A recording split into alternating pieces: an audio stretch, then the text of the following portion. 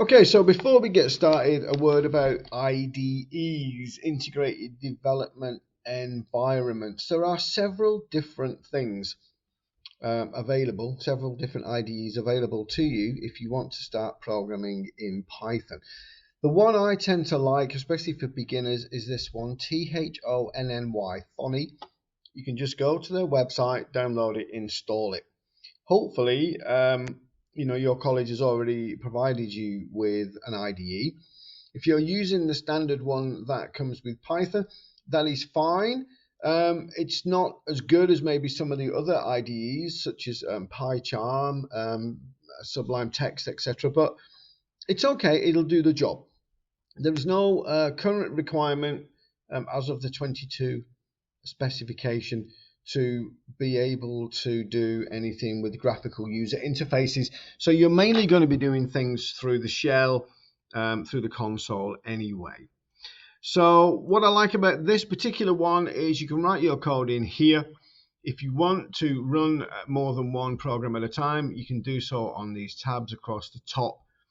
It comes with Python pre-installed, which means you don't have to install it separately. There's no messing about with variables in the path and things like that, which you get with some IDEs.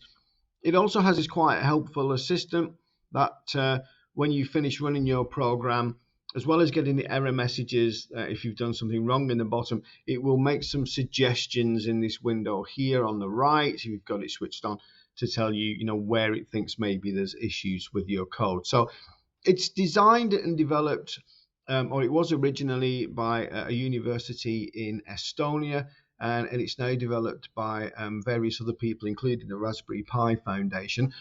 So it is designed for beginner coders, but it's also good for more intermediate coders as well. The one thing it doesn't do is IntelliSense. So if you're used to using something like Visual Studio, where it tries to sort of help you auto-complete things, it doesn't do that quite as nice as some other IDEs. But I quite like this. So if you see me doing any tutorials, this is most likely what I will be using. A word about packages. So you will need pandas, and you will need a package called matplotlib. Now, again, it depends on how your college has set this up, but Thonny has the option here under the tools menu to manage packages.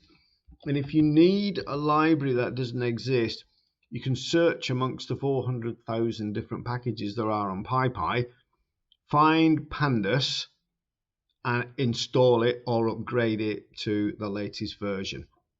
So if you're not restricted by your administrator, then you can just obviously do all this by yourself, and there's no need to be worrying about pip or any of those other things, or manually installing extra libraries. It's all done through the package manager built right into the IDE.